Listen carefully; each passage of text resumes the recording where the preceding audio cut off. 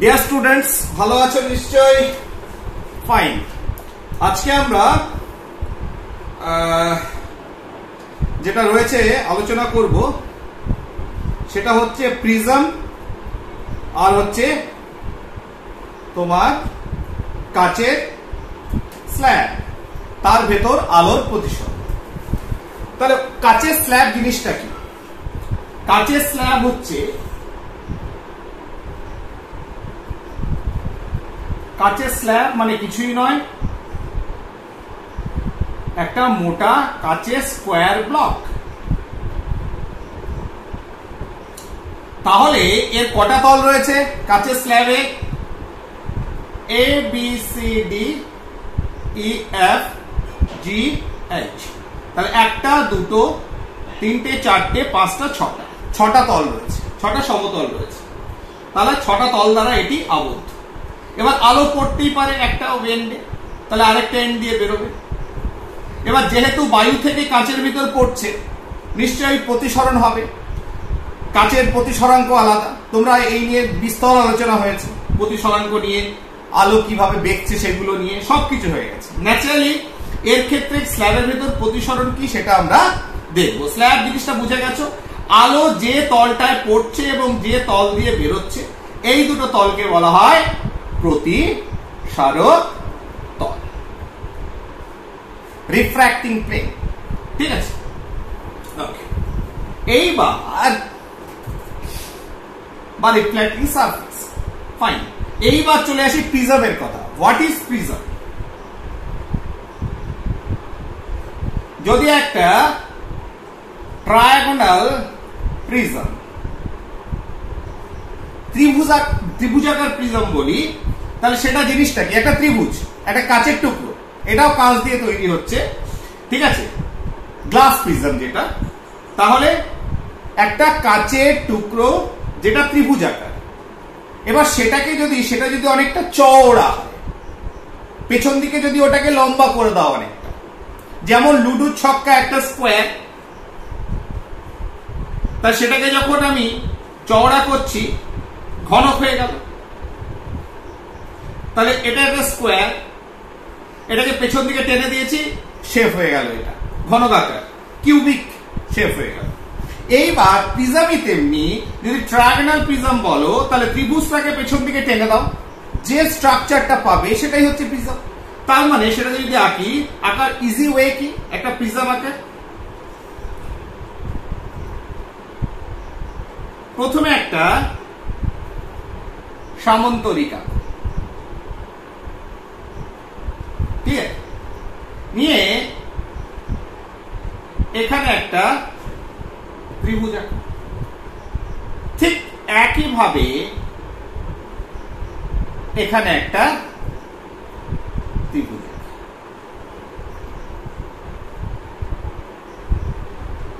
তাহলে this is a prism. তাহলে হয়ে গেল কি? একটা প্রিজম। তাহলে বুঝতেই পারছো যে এই যে ত্রিভুজ, সেটা পেছন দিকে আরো লম্বা, তাহলে টোটালি একটা কাঁচের টুকরো। তাহলে এর শেপটা কেমন? ট্রায়াগোনাল। কটা তল দ্বারা আবদ্ধ? এদিকে একটা, ওদিকে একটা।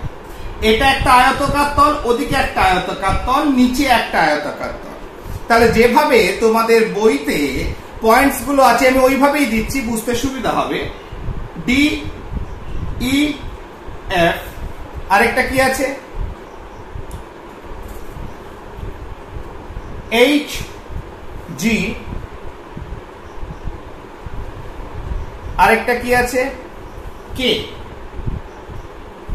ফাইন। আমি এটা তুমি যা কিছু দিতে পারো, এটা ম্যাটার করে না। তুমি A B E F D কে যা মন তুমি দাও, ইস্যু নয়, ঠিক আছে? ফাইন। এইবার বইয়ের মতো কেন করলাম স্টুডেন্টস? মানে আমি যে স্কুলের স্টুডেন্টস এর কথা বলছি, কারণ যে বইটা তোমরা পড়ছো তার সঙ্গে কম্পেয়ার করলে সুবিধা হবে। তাহলে দেখো এখানে কটা তল রয়েছে? এটা একটা তল,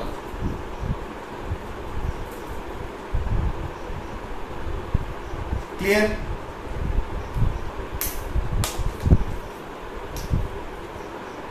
ওইদিকে দেখো হেলে আছে, এটা একটা তল। তাহলে এইভাবে রয়েছে, এদিকে একটা তল, এদিকে একটা তল, আর নিচের দিকে একটা তল রয়েছে। তাহলে তিনটে আয়তাকার তল দ্বারা আবদ্ধ প্রিজমটা। আর দুটো কি, দুটো ত্রিভুজাকার তল। ঠিক আছে, তাহলে দুদিকে দুটো ত্রিভুজ যদি ট্রায়াগোনাল প্রিজমের ক্ষেত্রে বলি, এছাড়াও আমরা পেন্টাগোনাল প্রিজম, মানে এখানে যদি একটা পেন্টাগন হয়, ঠিক আছে, অর্থাৎ পঞ্চভুজ হয়, বা স্কোয়ার প্রিজম, এই ধরনের কনসেপ্ট আছে। কিন্তু আমরা ট্র্যাডিশনালি যে প্রিজম নিয়ে আলোচনা করি, যে প্রিজম নিয়ে এক্সপেরিমেন্ট করি, কাজ করি, সবই হচ্ছে এই ট্রায়াগোনাল ত্রিভুজাকার প্রিজম। তার মানে একটা দোচালা ঘরের মতো, ঠিক আছে, ভূমির সঙ্গে রয়েছে, পুরোটাই সলিড ভেতরে। তার মানে এখানে কাঁচ দিয়ে পুরোটা কাঁচের টুকরো, তাহলে পুরোটাই কাঁচ, ত্রিভুজাকার, বেসমেন্ট রয়েছে, একটা বেস রয়েছে। তাহলে দিস ইজ প্রিজম। ঠিক আছে, তাহলে এখানে কটা তল রয়েছে? 5টা তল। কটা তল রয়েছে? 5টা তল। ঠিক আছে, তাহলে কটা আয়তাকার? একটা, দুটো। তাহলে আয়তাকার তল কোনটা? কে এইচ ই ডি, ওইদিকে। এইদিকে কোনটা রয়েছে? D E D F G K, দুটো। আর বেসমেন্ট কি রয়েছে? H G F E. তাহলে তিনটে আয়তাকার তল ও দুটো ত্রিভুজাকার তল রয়েছে দুই এন্ডে, টার্মিনালে, D E F K H. তাহলে এইগুলো তাহলে তিনটে আয়তাকার তল, দুটো ত্রিভুজাকার তল দ্বারা আবদ্ধ। ঠিক আছে, আবদ্ধ কোন স্বচ্ছ, তাহলে দিস ইজ, এটা গ্লাস দিয়ে তৈরি, স্বচ্ছ সমসত্ব। তার মানে প্রত্যেকটা জায়গার ঘনত্ব, ক্যারেক্টার একই রকম, সমসত্ব একটা মাধ্যম, সেটাকে বলা হচ্ছে প্রিজম। তাহলে ডেফিনিশন হয়ে গেল। তাহলে আমরা যা দেখলাম সেটাই ডেফিনিশন হয়ে গেল যে হোয়াট ইজ প্রিজম। প্রিজমটা আমরা বুঝে গেলাম যে এটাকে আমরা প্রিজম বলছি। এইবার কয়েকটা, যেমন আমরা মিররের ক্ষেত্রে দেখেছিলাম, দর্পণের ক্ষেত্রে দেখেছিলাম, কিছু সংজ্ঞা, কিছু ডেফিনিশন রিগার্ডিং দ্য মিরর, মিররে কোনটাকে কি বলে। যেমন আমরা স্ল্যাবের ক্ষেত্রে বললাম, তাহলে এখানে এই যে ধরো লাইটটা কিভাবে একটা, এটাকে ধরো ভূমির সঙ্গে বসিয়ে দিয়েছে প্রিজমটাকে, তার মানে লাইট এদিক থেকে ফেলবে ওইদিকে যাবে, বা ওদিক থেকে এলে এদিকে আসবে।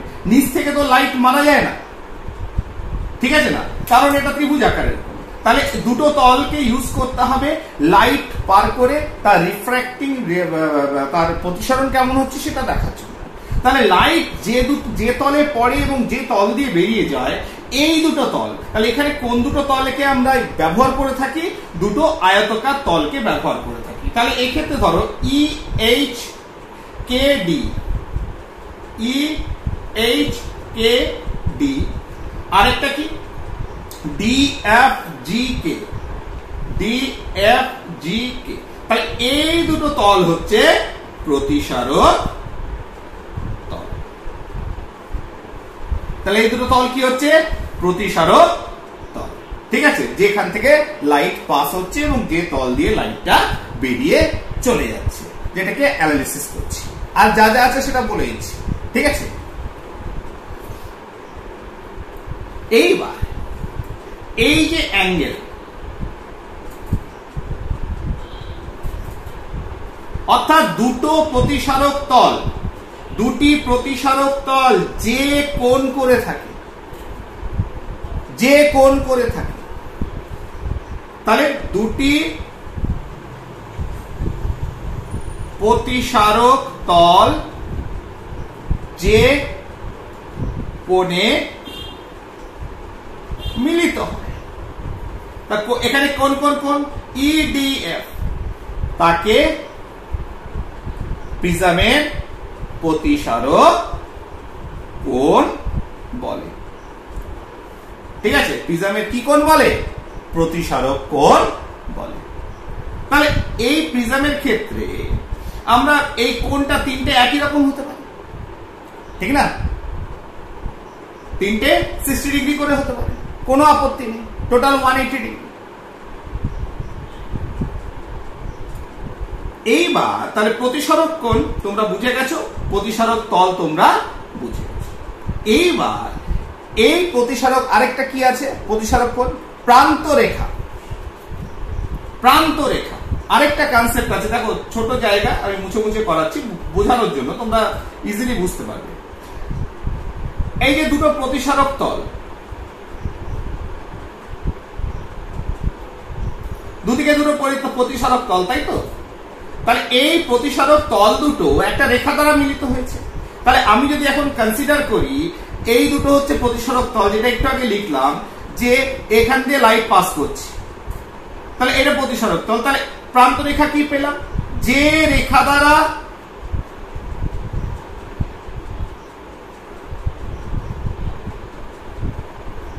প্রতিসারক তল দুটি মিলিত হয়, অর্থাৎ এক্ষেত্রে যদি আমি এই দুটো তলের কথা ভাবি, তাহলে এক্ষেত্রে ডি কে হচ্ছে প্রতিসারক রেখা, তাহলে কি হয়? মিলিত হয়, তাকে প্রান্ত রেখা বলে, প্রান্ত রেখা, তাই তো? তাকে কি বলা হচ্ছে? প্রান্ত রেখা। তাহলে এক্ষেত্রে আমি বলতে পারি ডি আর কে হচ্ছে প্রান্ত রেখা। এবার তুই বলবে স্যার শুধু ডি আর কে? না, এটাকে উল্টে দাও, প্রিজমটাকে ঘুরিয়ে দাও।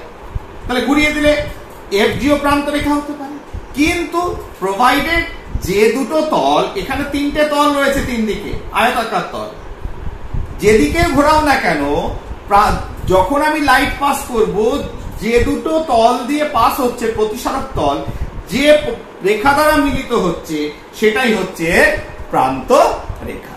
আরেকটা কনসেপ্ট কি আছে? প্রধান ছেদ। ঠিক আছে, প্রধান ছেদ। ধরো এক্ষেত্রে দুটো প্রতিসারক তল, অর্থাৎ ডি কে জি এফ আর হচ্ছে ই এইচ কে ডি, এই দুটোকে কনসিডার করেছি যেহেতু এইভাবে প্রিজমটা রাখা আছে। এবার এটাকে একটা তল যেটা পারপেন্ডিকুলার,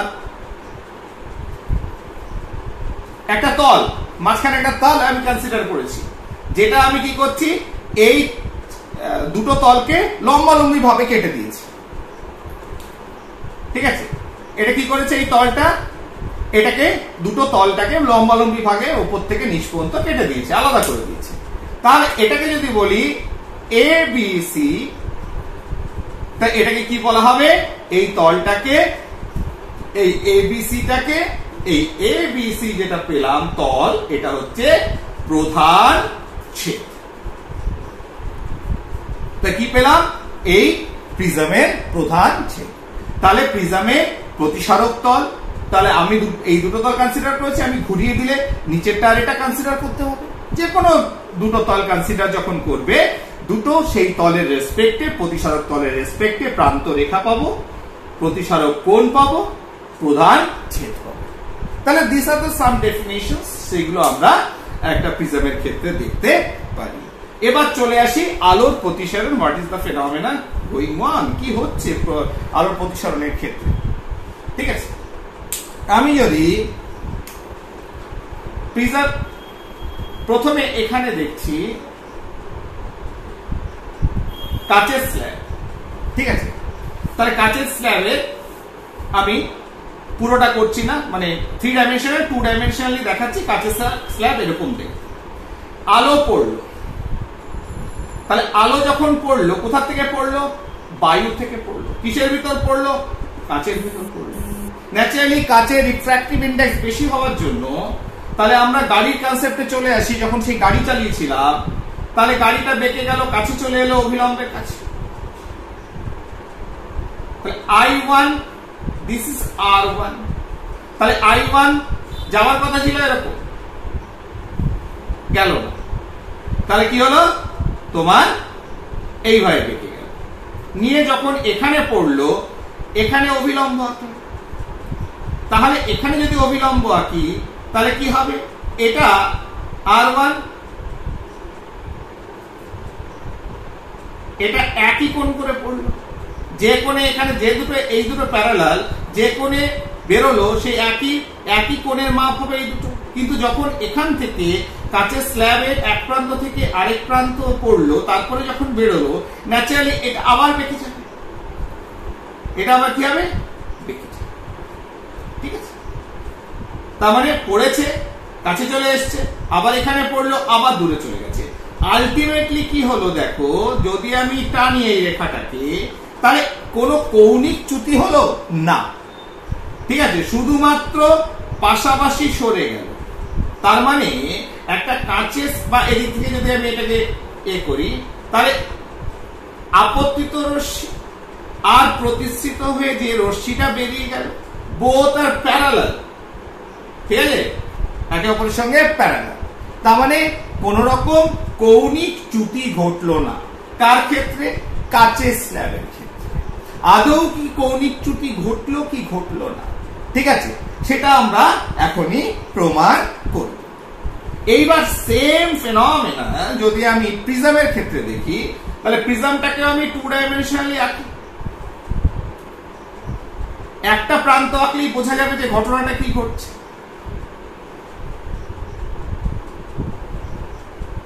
ঠিক আছে, এবার প্রিজমের উপরে একটা লাইট পড়লো, তাহলে এখানে যদি একটা অভিলম্ব আঁকি, তাহলে কি হবে? আলো এটাকে আপতন কোণ যা I1, তাহলে R1টা ছোট হয়ে গেল। তাহলে এখানে আরেকটা অভিলম্ব আঁকি, সরি,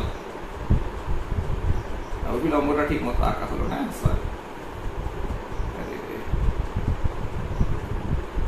দেখেছো উল্টো পাল্টা হচ্ছে, কাজ করে ধরার জন্য এগুলো হয়।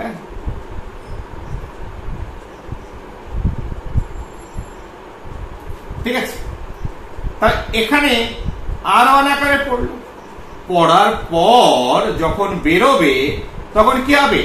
এটা হচ্ছে কাঁচ, এটা হচ্ছে বায়ু। তাহলে I1 থেকে R1টা কম, যেহেতু কাঁচ, তাহলে R1 হিসেবে পড়লো। পড়ার পর যখন বেরোবে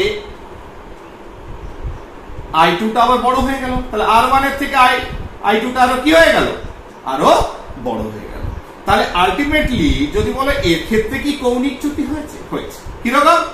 যদি এটাকে স্ট্রেট লাইনে টেনে দিই, তাহলে দেখো, আর এইটা যেটা বেরিয়েছে এটাকে যদি টানি, তাহলে দেখো কৌণিক চ্যুতি হয়েছে। এটাকে ডেল আকারে আমরা লিখতে পারি। তাহলে এইটা হচ্ছে প্রিজমের প্রতিসরণ। তাহলে প্রিজমে যখন আলোক রশ্মি পড়বে, অবশ্যই এটা আপতিত রশ্মি, এটা প্রতিষ্ঠিত রশ্মি। তাহলে এটা আপতিত রশ্মির দিকে যদি আমি এই দাগটা টানি, এগিয়ে নিয়ে যাই, তাহলে দেখা যাবে যে না, কোণ বরাবর একটা ও অন্য কোণে বেরিয়ে গেছে। তা কতটা কোণে বেরিয়েছে? This is 10। তাহলে এই পরিমাণ কোণে ও কি হয়েছে? তার কৌণিক চ্যুতি ঘটেছে। তাহলে দুটোর ক্ষেত্রে দেখা যাচ্ছে যে রিফ্র্যাকশনের যে মোড, যে রিফ্র্যাকশন হচ্ছে, প্রতিসরণ হচ্ছে, দুটো আলাদা হচ্ছে। ক্লিয়ার? এইবার কাচের স্ল্যাবের ক্ষেত্রে চলে আসি। কোথায় চলে আসবো? কাচের স্ল্যাব। দেখ, এবার কাচের স্ল্যাবের ক্ষেত্রে তাকাও।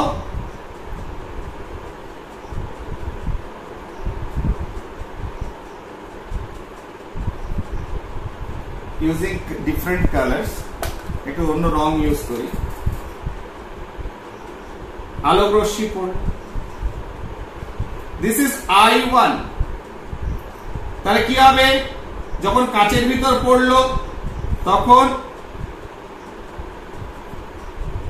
R1টা কম হয়ে গেল I1 এর থেকে। তাহলে একটা কাজ করি, I1টাকে আরেকটু বড় করি। তাহলে এখানে যে কোণে R1, তাহলে একই রকম কোণে R1 কোণে আপতিত হলো, বা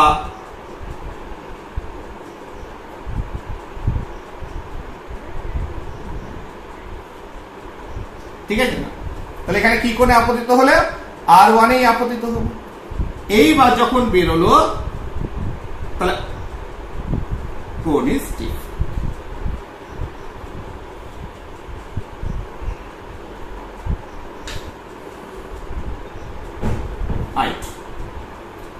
ঠিক আছে,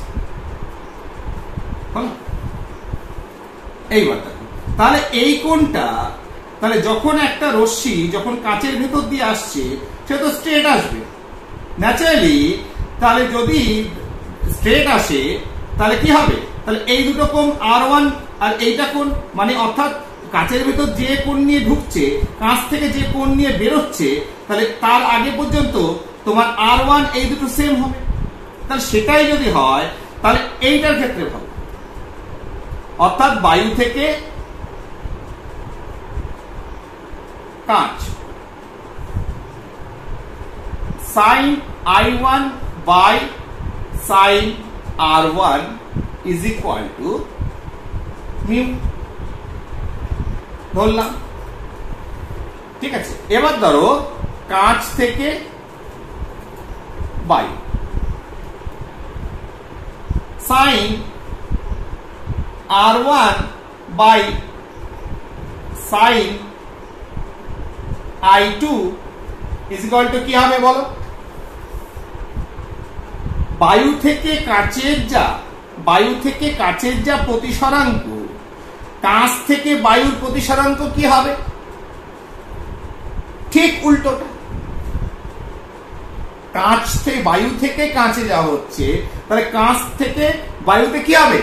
প্রতিসরাঙ্ক যে ভ্যালুটা পাবো ঠিক উল্টোটা।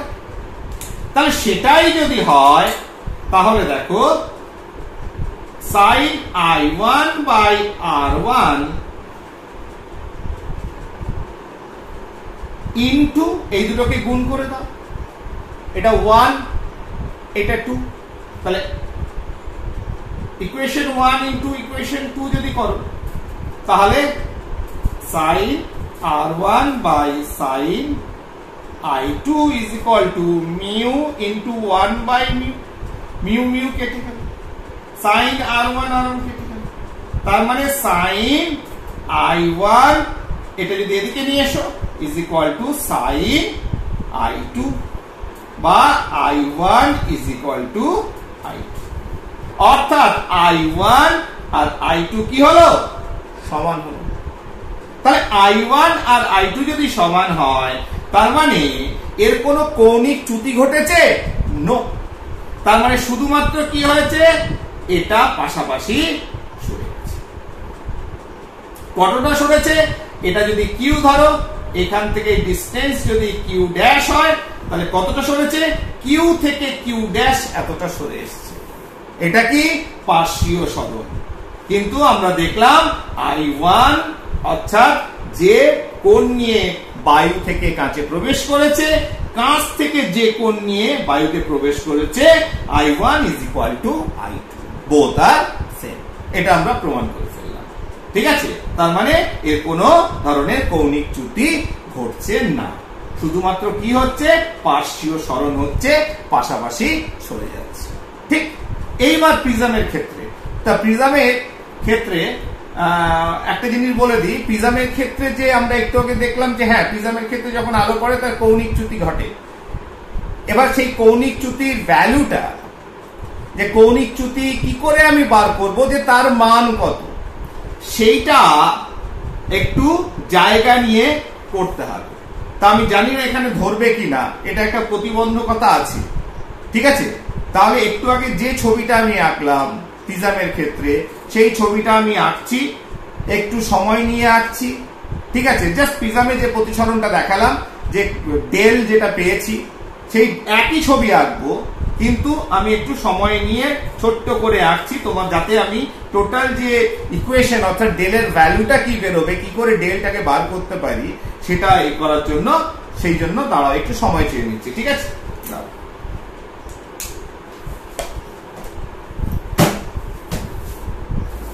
তাহলে যেটা বলার ছিল আর কি, দেখো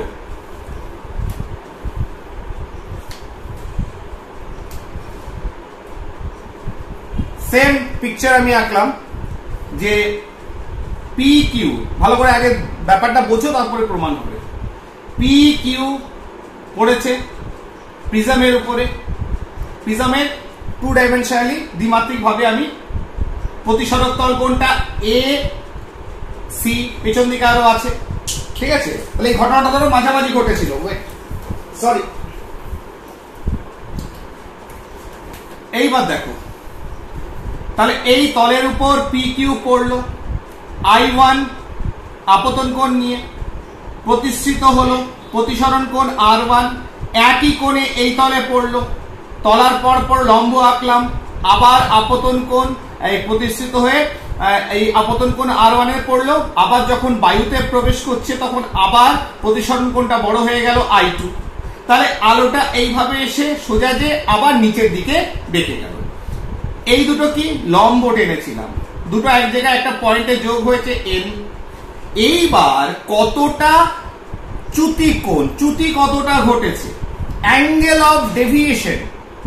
তাহলে অ্যাঙ্গেল অফ ডেভিয়েশন বার করার জন্য আমরা কি করলাম, পি কিউ কে ডট ডট করে টেনে দিলাম, প্রতিসরণ কোণ প্রতিষ্ঠিত রশ্মি যেটা বেরিয়ে চলে যাচ্ছে আর এস, তাহলে আর এস কে টেনে দিলাম, টানার পর তারা যে পয়েন্টে মিট হলো এখানে যে কোণ উৎপন্ন হলো del, this is angle of deviation, চ্যুতি কোণ প্রিজমের ক্ষেত্রে, যেটা আমি একটু আগে বলেছি। সেটাই আমি ছবিটা এক কোণায় সুন্দর করে সময় নিয়ে আঁকলাম, যার জন্য কাট করলাম। ক্লিয়ার? এইবার আমাকে ডেলের মানটা বার করতে হবে যে হোয়াট ইজ ডেল, ডেলটাকে আমি কি করে নির্ণয় করতে পারবো। ক্লিয়ার? এইবার তুমি একটু জ্যামিতিক ভাবে এটাকে বার করতে হবে। ঠিক আছে? তাহলে ডেল একটু ছোট ছোট করে লিখবো, ওকে? আশা করি বুঝতে অসুবিধা হবে। ডেল, ডেলটা কি ভালো করে তাকাও, নিচের দিকে আমি আঁকছি। তাহলে ডেল দেখো, এখানে একটা ত্রিভুজ আছে, এটা ডেল কিউ আর।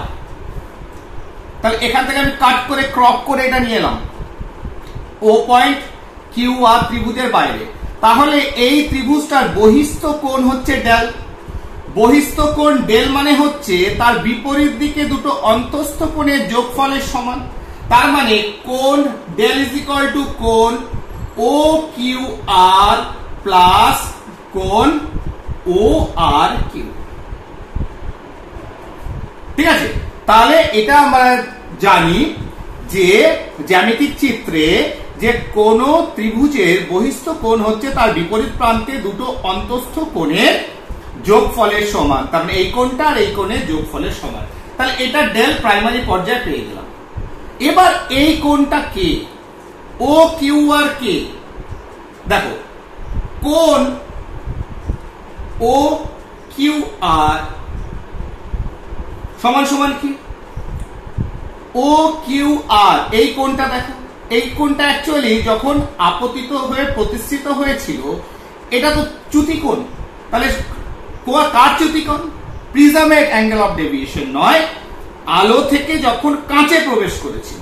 এটা আমরা আগে শিখেছিলাম যে I1 থেকে R1 ছোট, তাহলে কতটা ডেভিয়েট করেছে। অর্থাৎ রশ্মিটা শুধুমাত্র এখান এই প্রান্তে যখন প্রবেশ করেছে, এইভাবে পড়েছিল, পড়ে এই প্রান্তে যখন প্রবেশ করেছে, এটা যদি I1 হয়, এটা যদি R1 হয়, তাহলে কতটা বেঁকেছে, কতটা বেঁকেছে। তাহলে I1 মাইনাস R1 করলেই পেয়ে যাবো। তাহলে ও কিউ আর মানে হচ্ছে, অর্থাৎ ও কিউ আর যে কোণটা, তাহলে এটা কি I1 মাইনাস R1। এটা অ্যাঙ্গেল দিয়েও লিখতে পারো, এমনিও লিখতে পারো, ওটা ইস্যু নয়। ঠিক আছে? অ্যাঙ্গেল I1 করতে পারো, শুধু I1 করলেই বোঝা যাবে এটা incidence angle, angle of incidence, আপতন কোণ। আচ্ছা, একইভাবে কোণ, আমি সময় মানে জায়গাটা নষ্ট করতে চাইছি না, কোণ ও আর কিউ, ও আর কিউ সমান কত, এই কোণটা সমান কত। তাহলে এটাকে যদি বোঝাই তাহলে কি করে করব, তাহলে এই প্রান্তটা দেখো ত্রিভুজের, তাহলে এই প্রান্ত থেকে যখন রশ্মিটা এইভাবে গেল, তাই তো, তাহলে রশ্মিটা এইভাবে গেল, তাহলে এখানে আপতন কোণ কি হয়েছে, R1 I2। তাহলে এই যে প্রান্তটা, অর্থাৎ এই প্রান্তটা, এই অ্যাঙ্গেলটা, তার মানে হচ্ছে I2 মানে কতটা ডেভিয়েশন হয়েছে, কতটা বেঁকে গেছে, তার মানে এটা আগে শিখেছিলাম। তাহলে এই প্রান্ত I2 মাইনাস R1, তাহলে I2 মাইনাস R1 করলে এই কোণটা বেরিয়ে যাবে, অর্থাৎ ও আর কিউ বেরিয়ে যাবে। তো ও আর কিউ মানে হচ্ছে I2 মাইনাস R1। তার মানে এইটা ডেল সমান সমান কি, I1 মাইনাস I1, আচ্ছা এটাকে আমি আর দুটো কি R1 করেছি না R2 করে দিয়েছি দেখো তো, তাহলে গোলমাল হয়ে যাবে। দিস ইজ R1 নয়, দিস ইজ R2, হ্যাঁ R2 okay, R2 maybe same or different, not issue, this is R2, তাহলে I1 I2 মাইনাস R2, এটা হচ্ছে R2, ঠিক আছে। তাহলে বুঝতে পারছো যে এই দুটো অ্যাঙ্গেলের ভ্যালু পেয়ে গেলাম কোথা থেকে, যে কতটা ডেভিয়েট করেছে, কোথা থেকে, একটা প্রান্ত, এই প্রান্ত এবং ওই প্রান্ত। তাহলে কি হলো, তাহলে del is equal to I1 minus R1 plus I2 minus R2 সমান I1 plus I2 minus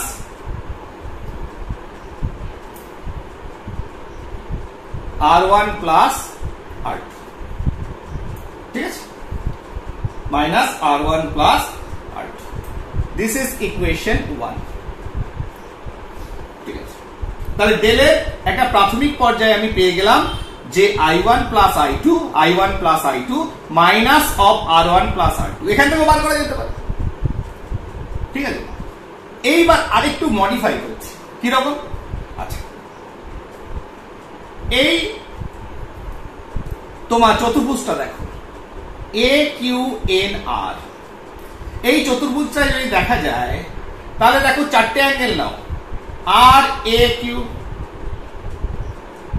চতুর্ভুজ কি AQNR, তাই এই চারটে অ্যাঙ্গেলকে তুমি ধরো, চারটে অ্যাঙ্গেল কত, সমান 360 ডিগ্রি। কি কি 360 ডিগ্রি হচ্ছে, এই চতুর্ভুজের ভেতরে অ্যাঙ্গেল RAN, আর দিয়ে শুরু করছি, RAQ plus angle AQN plus QNR, angle QNR plus angle NRA, এই সব অ্যাঙ্গেল গুলো হচ্ছে 360 ডিগ্রি। এর ভিতর দেখো যেহেতু এইটা লম্ব, এই রেড দাগগুলো তার মানে 90 ডিগ্রি, তার মানে AQN, এটা ARN কোথায় আছে, NRA কিছু একটা, হ্যাঁ এই, তাহলে এই দুটো কি, এই দুটো হচ্ছে 90 ডিগ্রি। তার মানে বা তুমি একটা কাজ করো, এটাকে আমি স্পেসিফিক্যালি অ্যাঙ্গেল A লিখব, কারণ কেন এটা লিখছি, RAQ এর জায়গায় যেটা এখানে A মাঝখানে রয়েছে এই অ্যাঙ্গেলটা A লিখবো কেন, কারণ এটাই হচ্ছে প্রতিসারক কোণ, important part of A prism. তাহলে প্রতিসারক কোণ শুধু অ্যাঙ্গেল A লিখলাম, প্লাস এটা 90 ডিগ্রি, প্লাস এটা কি অ্যাঙ্গেল QNR, প্লাস এটা কত 90 degree is equal to 360 degree, বা angle A plus angle QNR is equal to, এই দুটো 180 এদিকে চলে গেলে 180 ডিগ্রি। This is equation 2। এইবার এই ট্রায়াঙ্গেলে চলে আসো, কোনটায়, এই নিচের পোর্শনে, অর্থাৎ QNR, এই ট্রায়াঙ্গেলে চলে আসো। তাহলে this is R1, this is R2, এটা কিচ্ছু না। তাহলে ইন ট্রায়াঙ্গেল যেমন চতুর্ভুজ করেছো QNR, এখানে কি কি আছে, এখানে যেটা আছে angle R1 plus angle R2 plus angle QNR 180 degree. তাহলে একটা জিনিস দেখো যে এখানে R1 অ্যাঙ্গেল না লিখে শুধু R1 প্লাস R2 লিখো, তাতেও নট ইস্যু নেই, অ্যাঙ্গেল লিখতে পারো নাও পারো। তাহলে R1 আর R2 এই দুটো অ্যাঙ্গেল, আর হচ্ছে অ্যাঙ্গেল QNR, এই তিনটা 180 ডিগ্রি। তাহলে সেটাই যদি বলি, এবার এই দুটোকে কম্পেয়ার করো, কম্পেয়ার 2 and 3 দুটোকে যদি কম্পেয়ার করি তার মানে কি এটা প্লাস এটা সমান 180 আবার এটা প্লাস এটা সমান 180 তার মানে angle A is equal to R1 plus R2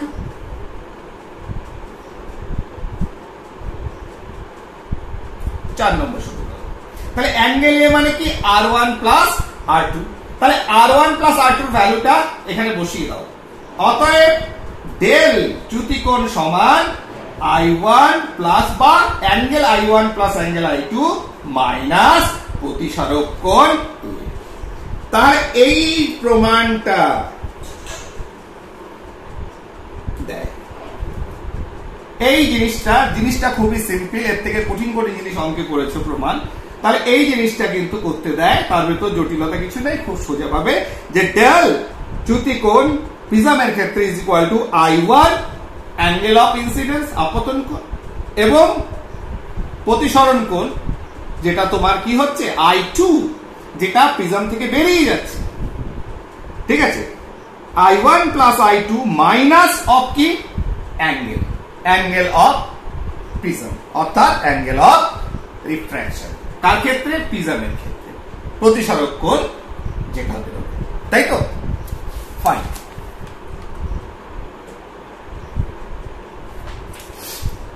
কারো অসুবিধা নেই থ্যাংক ইউ আর কত জিনিস এগিয়ে আছে নাহলে সময়টা অনেক লেগে যাবে তো সেই জন্য আর বেশি এবার দেখো এই ধরনের ট্রায়াগোনাল প্রিজমকে যদি আমি এই কোণটা অর্থাৎ প্রতিসারক কোণটা 10 ডিগ্রি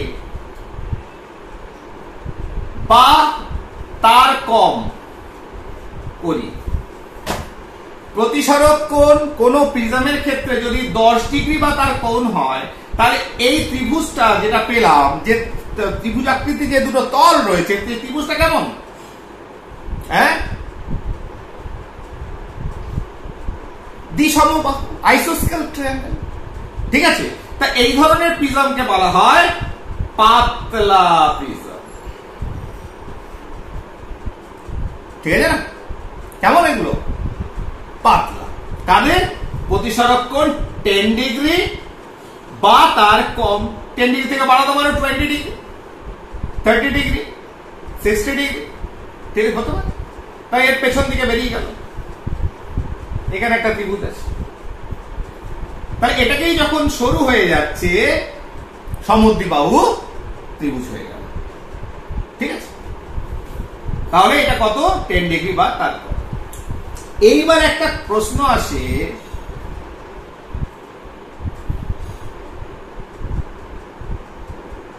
প্রিজমের ক্ষেত্রে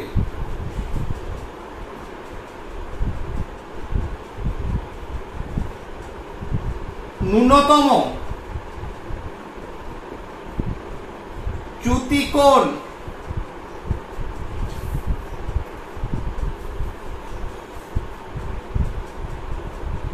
কখন হবে ওই যে ডেল বার করলে del is equal to I1 plus I2 minus A এটা মিনিমাম কখন হবে ডেল এম মিনিমাম সর্বনিম্ন চ্যুতিকোণ কখন পাবো এক্ষেত্রে প্রিজমের একটা অদ্ভুত বিহেভিয়ার যেটা এক্সপেরিমেন্টের সাহায্যে করা গেছে একটু ভালো করে দেখবে বোঝার চেষ্টা করবে না বুঝতে পারলে মুখস্থ করবে ঠিক আছে suppose this is a prism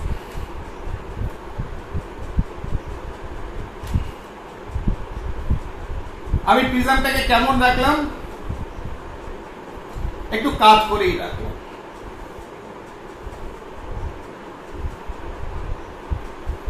ঠিক আছে এটা কাজ করেই রেখেছি এইবার আমি একটা রশ্মি এখানে ফেললাম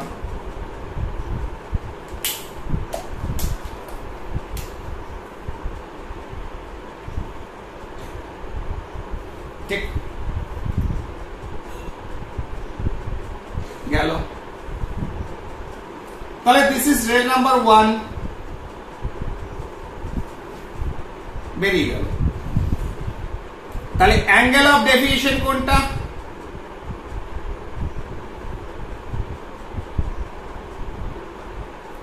দিস ইজ ডেল। এই কোনটা অ্যাঙ্গেল অফ ডেভিয়েশন। ঠিক আছে, তাহলে আলো পড়লো, একটা চ্যুতিকোণ পেলাম, 1 নম্বরের ক্ষেত্রে চ্যুতিকোণ এটা পেলাম। এইবার একটা কাজ করলাম, আমি প্রিজমটাকে একটু ঘুরিয়ে দিলাম। তাহলে প্রথম ক্ষেত্রে এটা ছিল, ফার্স্ট রের ক্ষেত্রে এটা ছিল আপতন কোণ। তাহলে এই আপতন কোণের জন্য চ্যুতিকোণ হচ্ছে এটা। তাহলে I1 এর জন্য চ্যুতিকোণ হচ্ছে ডেল 1। এইবার আমি কাজ করলাম, প্রিজমটাকে যদি ঘুরিয়ে দিই তাহলে কি হচ্ছে, অভিলম্বটা পরিবর্তন হলো, আপতন কোণটা একই রেখে দিলাম। তাহলে দ্বিতীয় রের ক্ষেত্রে, তাহলে সাপোজ এটা যদি 1 নম্বর ভাবি, একটা কাজ করি আগে, আমি প্রিজমটাকে ঘোরাই, আপতন কোণটাকে 1 রেখে দিই, তাহলে বুঝতে সুবিধা হবে। তাহলে আপতন কোণ 1 থাকলো। তাহলে 1 নম্বর রের যদি এদিক থেকে ভাবি, যে অভিলম্ব থেকে, যে এটা হচ্ছে আপতন কোণ ফর রে নাম্বার 1, এটা হচ্ছে চ্যুতিকোণ। এইবার ধরো রে নাম্বার 2,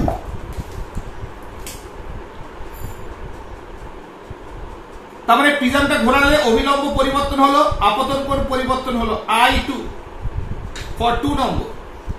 তাহলে কি হলো, দেখা গেল 2 নম্বরের জন্য ডেল 2টা কমে গেল। তার মানে আপতন কোণ আস্তে আস্তে বাড়াচ্ছি, তোমার চ্যুতিকোণ কমছে। তাহলে আপতন, এবার এটাকে যদি গ্রাফিক্যালি লিখি, এদিকে ডেল, এদিকে I, ঠিক আছে, ধরো ফার্স্ট 20 ডিগ্রি, এখানে একটা চ্যুতিকোণ পেলাম, ধরো সাপোজ দিস ইজ 50 ডিগ্রি। তাহলে যখন 25 হলো সেকেন্ড ইস্যুতে, তখন এটা কমে গেল। আবার যখন ধরো থার্ড রে, অর্থাৎ প্রিজমটাকে একটু ঘুরিয়ে দিলাম, তার মানে অ্যাঙ্গেল অফ ইনসিডেন্সটা আরো বেড়ে গেল, এইদিকেই রাখলাম, প্রিজমটাকে ঘুরিয়ে দিলাম, তাহলে অভিলম্বটা ঘুরে গেল। 3 নম্বর অভিলম্বের জন্য আপতন কোণ ধরো I3, তাহলে আপতন কোণ এখানে 25 30 হলো। তাহলে সেক্ষেত্রে দেখা গেল যে এইটা যেটা বেরোচ্ছে 3 নম্বরের জন্য ডেল 3, এটা আরো কমে গেল। তাহলে এখানে 3 নম্বরের জন্য, 2 নম্বরের জন্য কত পেয়েছি, 3 নম্বরের জন্য আরো কম পেলাম। এইবার 4 নম্বরের ক্ষেত্রে ধরো, যখন আমি আরেকবার অন্য পেন ইউজ করছি, যখন 4 নম্বর প্রিজমটাকে আরেকটু ঘুরিয়ে দিলাম, তার মানে অভিলম্বটা সরে গেল, তার মানে আপতন কোণটা আরো বড় হয়ে গেল। তাহলে 4th নম্বরে এইটা 1 রাখলাম, তাহলে I4, তাহলে এটা ধরো 40 ডিগ্রি। তখন দেখা যাচ্ছে হঠাৎ করে তোমার এই যে ডেলের মানটা বেড়ে গেল ফর 4, ঠিক আছে। তাহলে ডেলের মানটা কি হলো, বেড়ে গেল, ক্লিয়ার। তারপরে যখন আবার এটাই করলাম, আবার যখন অ্যাঙ্গেল অফ ইনসিডেন্সটা বাড়িয়ে দিলাম ফর 5, তখন দেখা গেল এটা আবার ফর 5 বেড়ে গেল, ডেল 5। তার মানে এটা যদি 25 30, এটা যদি 35, এটা যদি 40 হয়, 40 ক্ষেত্রে আরো বেড়ে গেল। তার মানে যদি এই গ্রাফিক্যাল রিপ্রেজেন্টেশন যদি এটাকে করি, this will be like this, যদি সব পয়েন্টগুলো কিনি, তাহলে এইভাবে এরকম একটা প্যাটার্ন আমরা পাই angle of deviation del, angle of incidence I এর ভেতর। তার ভেতর মিনিমাম, যেটা মিনিমাম কোথায় হয়েছিল, 1 নম্বরে যা পেয়েছিলাম, 2 নম্বরে আরো কম পেলাম, 3 নম্বরে তোমার কি হয়েছে, আরো কম পেলাম, 4 নম্বরের ক্ষেত্রে কি হলো, আবার বেড়ে গেল। তাহলে 3 নম্বর ফর 3 দিস পয়েন্ট, এইটা this is del M, del M. অনেক সময় এইটাকে ইনসিডেন্সকে I0 করা হয়, ঠিক আছে। তাহলে এই যে পয়েন্টটা যেখানে তোমার, এটা অদ্ভুত একটা ক্যারেক্টার, অদ্ভুত একটা চরিত্রকার প্রিজমের। কার ক্ষেত্রে? পাতলা প্রিজম এর ক্ষেত্রে এক্সপেরিমেন্টটা করা হয়েছিল, ঠিক আছে। তাহলে দেখা গেছে যে অ্যাঙ্গেল অফ ইনসিডেন্স বাড়ার সঙ্গে সঙ্গে তোমার অ্যাঙ্গেল অফ ডেভিয়েশন, চ্যুতিকোণ কমে একটা পয়েন্টে সর্বনিম্ন হয়, তারপরে আবার বাড়ছে। তাহলে আমি এখানে খুব ছোট করে দেখিয়েছি, বেশি ক্লামজি হবে। তাহলে 1 2 3 এ সর্বনিম্ন পেয়েছি চ্যুতিকোণ, ডেল 3, ডেল 4 হয়েছে, বেড়েছে, ডেল 5 এ আরো বেড়েছে, ঠিক আছে। তাহলে এই যে ঘটনাটা, এটাই গ্রাফিক্যালি প্লটিং করলে এরকম বেরোয়। এবং দেখা গেছে যখন এই ঘটনাটা ঘটে, ডেল এম ঘটছে, তখন I1 প্লাস I2 মাইনাস এ বা অ্যাঙ্গেল এ, তাহলে এই I1 is equal two I2 পাওয়া যায়, ঠিক আছে। বা এটাকে আমি যদি অ্যাঙ্গেল I1 করো, তাহলে angle I1 is equal two I। অর্থাৎ যখন এই মিনিমাম অ্যাঙ্গেল অফ ডেভিয়েশন পেয়েছো, অর্থাৎ 3 নম্বর কেসে I3, আর এদিকে যেটা বেরিয়েছে প্রিজম থেকে, ঠিক আছে, সেই বেরোনোটা, দ্যাট অ্যাঙ্গেল, এই দুটো ইকুয়াল। অর্থাৎ যে অ্যাঙ্গেল নিয়ে যখন মিনিমাম অ্যাঙ্গেল অফ ডেভিয়েশন হচ্ছে, তখন যে অ্যাঙ্গেলে আলো প্রবেশ করছে, একই অ্যাঙ্গেলে আলো প্রিজম থেকে বেরিয়ে চলে যাচ্ছে। ওকে, তাহলে অনেকটা হয়ে গেল। তাহলে আমরা প্রিজম শেষ করলাম, এরপরে আমরা আসবো লেন্স। তা যেহেতু আমরা প্রিজম পড়লাম, প্রিজমের আগে যেটা পড়েছিলাম হচ্ছে দর্পণ, দর্পণে কোটিং ছিল, এটায় কোটিং নাই, বাদ বাকি সব এক, কোনো পার্থক্য না। তোমরা যে মিনিমাম কনসেপ্টটা বুঝেছো যে লাইট দর্পণে, উত্তল বা অবতল দর্পণে কিভাবে প্রবেশ করছে, এবার সেখানে প্রতিফলক ছিল বলে সে প্রতিফলিত হয়ে গেছে। এখানে প্রতিফলিত হবে না, যদি কোটিং না থাকে, তাহলে আলো প্রবেশ করলে বেরিয়ে যাবে।